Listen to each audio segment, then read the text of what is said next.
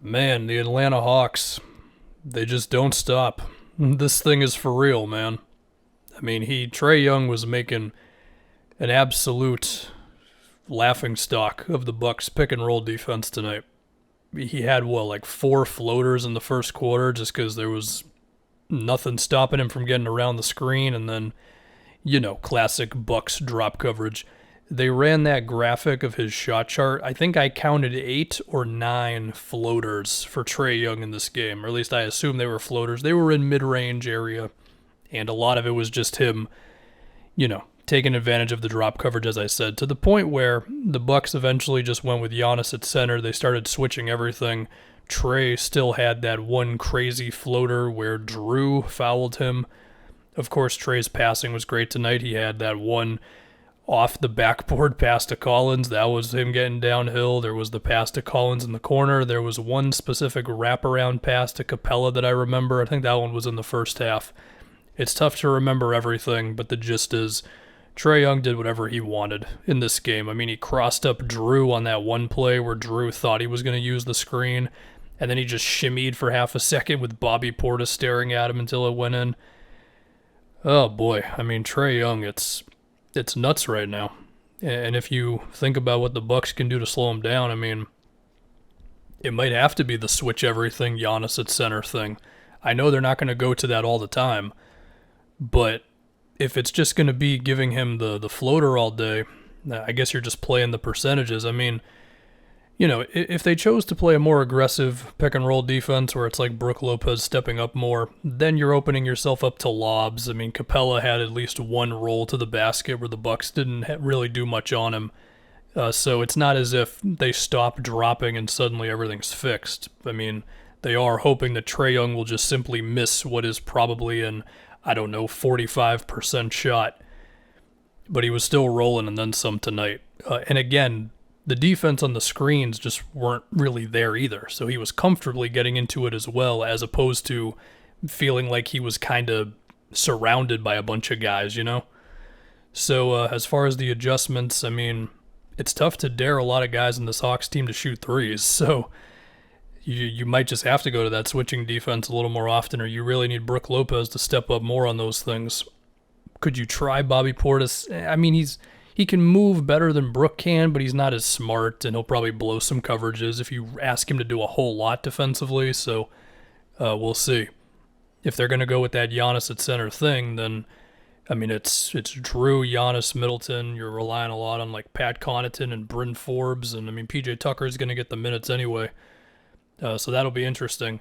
To think about how the Bucks went at Trae Young on the other end, I don't feel like they did a lot. I mean, he was mainly on PJ Tucker or Pat Connaughton or whatever. The one guy who Trae would guard that they could actually do something with is Bryn Forbes, but then the Hawks can go at Bryn Forbes on the other end, so it's always kind of a tough trade-off for the Bucks. It should also be said, when they went to Giannis at center, it opened up a lot of Giannis-Drew screens. I mean, there were at least 2 or 3 alley-oops in that fourth quarter, and if it wasn't that, it opens it up for somebody else to get a shot.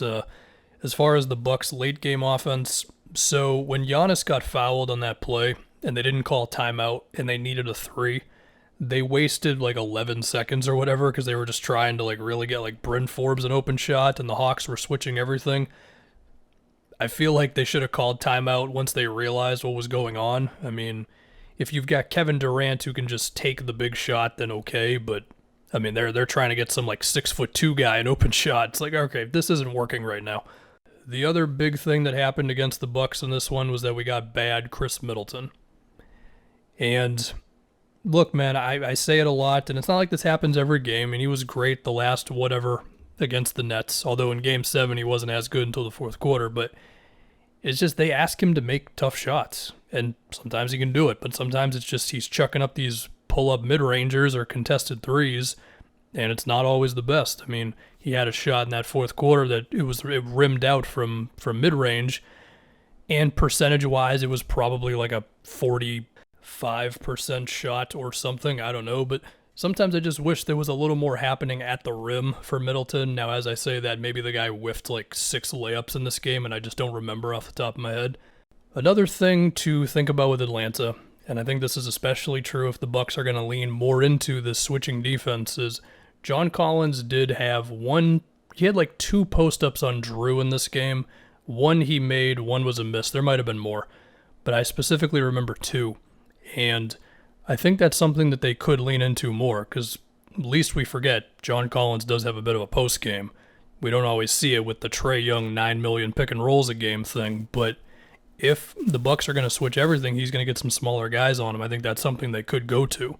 The other thing to think about, and it does go in line with that, is if they're going to do that, can the Hawks make the Bucks pay for going small? I shouldn't even use the term small because it's Giannis at center. It's not like what the Clippers have been doing with Nick Batum at center, you know? So I don't know if Clint Capella can overwhelm Giannis physically like that, but again, it's leaning into those switches and that sort of thing.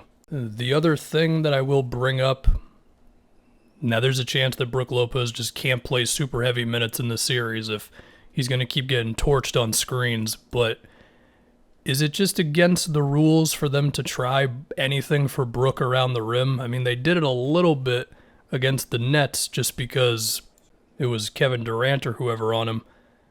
Can Brook Lopez not score on these Hawks? I mean, Clint Capella's usually on Giannis, so I feel like there's potential there. Like, do we really think John Collins or Gallo or whoever can really deal with Brook Lopez in the post? Or if you get him moving off the ball a little bit, which was something that he did a bit of in Game 7 against the Nets in the first half when the Bucks offense was not looking too good, I feel like there's room for something there, because it just seems like sometimes if it's not Giannis just doing the normal Giannis stuff, they're just too reliant on jump shots sometimes.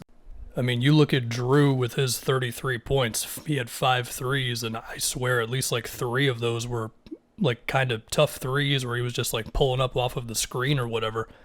And I'm just saying, is it crazy to suggest a couple more of these possessions could go to something for Brook Lopez around the rim? I mean, I know he's still boxing guys out and everything, but I mean, if he's just going to be dropping and giving Trae that stuff on the screens, and then on the other end, he's just going to be kind of floating around, maybe this just is not the series for him. Now, should be said, the 3-point shooting was pretty rough for both teams. 25% for the Hawks, 22% for the Bucks, and that'll swing. I mean, Middleton 0 for 9 from outside. Even if I get mad at some of his 3-point attempts, he's usually going to make more than 0. So, the Bucks will have that going for him. Giannis attempted 2 threes in this game. Don't like that. I think any Giannis 3 is a bad attempt. I don't care if it goes in or not. Hopefully he doesn't have an 8 3-point attempt a game. And for the Hawks, I mean, the big thing was like Herter 1 for 6. And the Bogdanovic, I don't know. Bogdanovic, he may not be able to move well enough. We'll have to see if he's really getting minutes by game 5 or whatever. But yeah, man, Trae Young was amazing.